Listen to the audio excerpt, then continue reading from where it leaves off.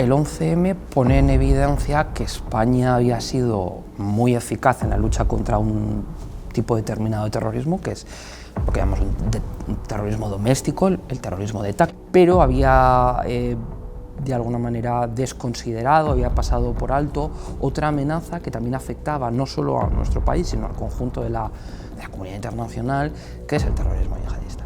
Es a partir del 2004 cuando la sociedad española asume la letalidad de este tipo de organizaciones terroristas que no buscan tanto los atentados discriminados. De alguna manera, con el 11M empieza un cambio enorme, muy radical en la política relacionada con la lucha contra el terrorismo en España. Y en segundo lugar, supuso un cambio o una adaptación, mejor dicho, de las estructuras de seguridad en España, de tal manera que desde entonces hasta hoy nada más ha habido un atentado, que fueron los atentados de Barcelona y Cambrils de agosto del 17.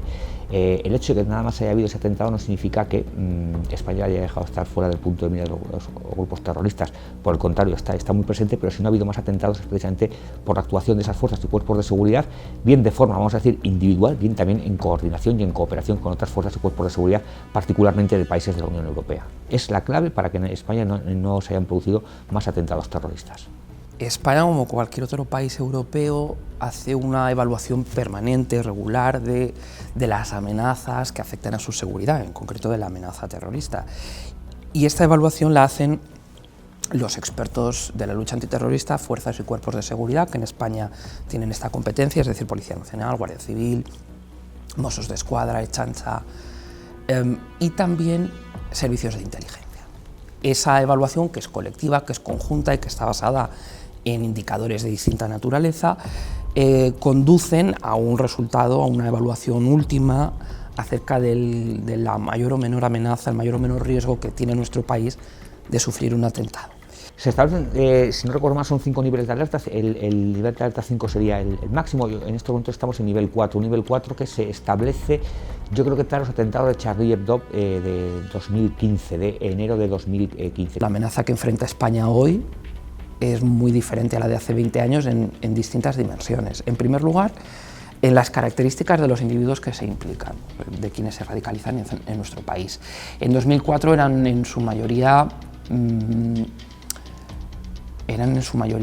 varones, hombres, inmigrantes, es decir, con origen sobre todo en países de mayoría musulmana, fundamentalmente del norte de África, Marruecos, Argelia, también procedente de Oriente Medio, teníamos algunos integrantes que procedían de Siria, ¿no? 20 años después, la amenaza yihadista procede fundamentalmente de sujetos que han nacido en nuestro país y que se han radicalizado en nuestro país. Toda la propaganda que se ha detenido a Daesh, Al-Qaeda, como digo, como las dos principales organizaciones terroristas en este momento, sitúan a España en el punto de mira. Y ya digo, si no se han producido más atentados es porque estos grupos no han podido por, ya digo, la eficaz actuación de las fuerzas y cuerpos de seguridad.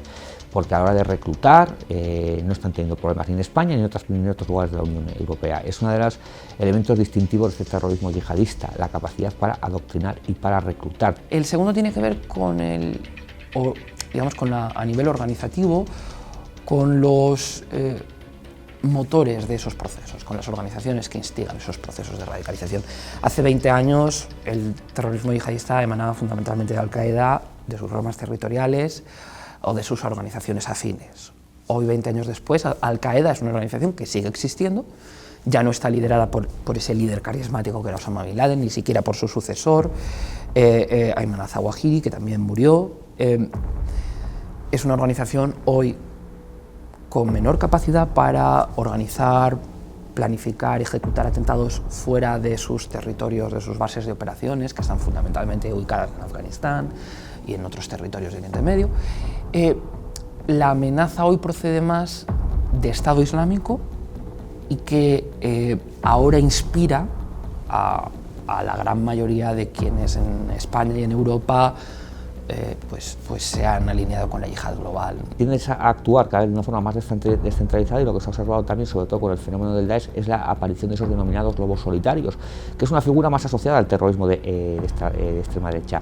Son personas que llevan a cabo generalmente un proceso de autoadoctrinamiento, aunque no hay que, online en la mayoría de los casos, y que en muchas ocasiones, ante la imposibilidad de viajar a Siria e Irak, que era donde el Daesh había construido un territorio muy notable, llevan a cabo atentados en sus países de origen, ¿no? Bueno, es difícil hablar de un proceso de radicalización como algo, digamos, como un modelo que sigue unas etapas, unas fases, que evoluciona de manera gradual y lineal.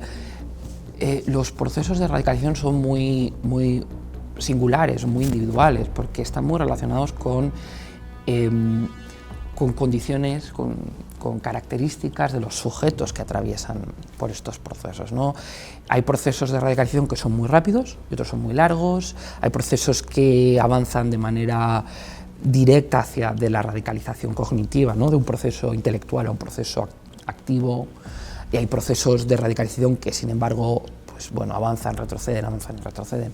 Además, con motivo del COVID, lo que se ha demostrado también es que, evidentemente, con el confinamiento nadie podía salir de casa, nadie podía atentar, pero sí que se ha incrementado la radicalización, sobre todo la radicalización online. Han encontrado estas organizaciones terroristas una ventana de oportunidad en ese escenario hostil para todos, que era por el confinamiento, a lo que no estábamos acostumbrados, aprovecharon para radicalizar, bien porque la gente consumía más internet y también, bueno, pues como una forma de seguir consiguiendo adeptos. A mí me gusta describir los procesos de radicalización como la conjunción de factores que se dan en tres niveles. Por un lado, un nivel micro, el nivel individual, que tiene que ver pues, con la identidad, ¿no? Con crisis de identidad, con procesos que tienen que ver pues, con situaciones de discriminación, situaciones de represión, de violencia, crisis personales de distinta naturaleza, ¿no? Un segundo nivel es el nivel, digamos, social, y tiene que ver con que los procesos de radicalización son procesos colectivos, son procesos grupales. La mayoría de las personas que se unen a la yihad global se radicalizan en compañía de otras personas, ya sea online, conversaciones online o en espacios físicos, ¿no? La mayor parte de los procesos de radicalización se dan en adolescentes. Entonces, esos procesos de radicalización son graduales, empiezan con unas señales muy claras, unas señales que llevan a justificar determinadas ideas violentas y en última instancia pues, a la comisión de un atentado. Esos procesos de radicalización graduales, esas señales que se advierten, quien primero las va a poder observar van a ser esos educadores, esos profesores de centros universitarios y la familia. Y a un nivel macro, que ya es el tercer nivel, aquí es donde se dan pues, factores que tienen que ver con lo contextual.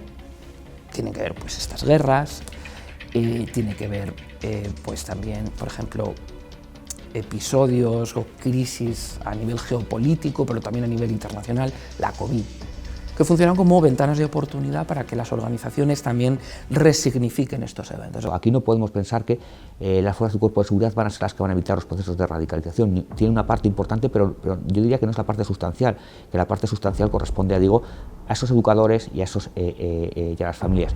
La prevención del terrorismo, la prevención de la radicalización violenta es un campo de investigación y de aplicación práctica todavía incipiente, y esto quiere decir que se han lanzado muchas iniciativas, tanto en España como en otros países, pero no existe todavía evidencia empírica de qué funciona y qué no funciona, ¿no?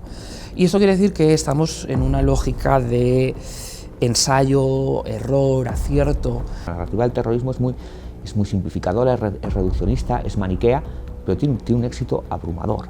Diría que algunos eventos geopolíticos recientes sí que han afectado de manera que se ha producido un incremento de esa amenaza, no solo en España, sino en el conjunto de la comunidad internacional, y tienen que ver, en primer lugar, con la guerra en Palestina, ¿no? Con la intervención militar israelí en Palestina, porque, como sabemos, está produciendo una cifra incesante e insoportable de víctimas civiles, y esto impacta en el conjunto de los musulmanes, sobre todo genera un impacto emocional, ¿no?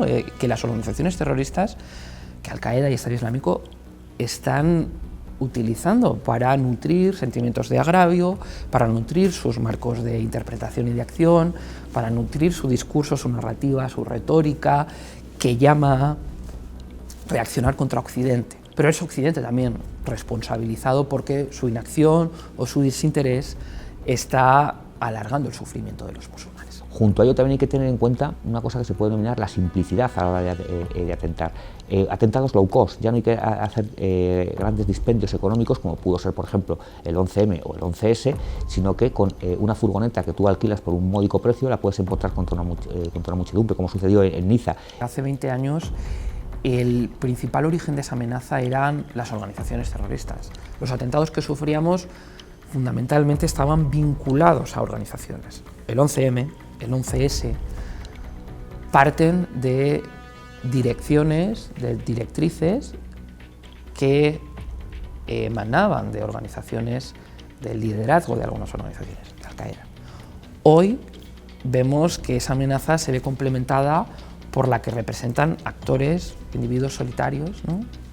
que inspirados por una propaganda actúan de manera autónoma, sin necesidad de una instrucción, sin necesidad de apoyo logístico, sin necesidad de nada, y además con medios muy poco sofisticados, ¿no? Entonces, la amenaza hoy es, desde luego, más compleja.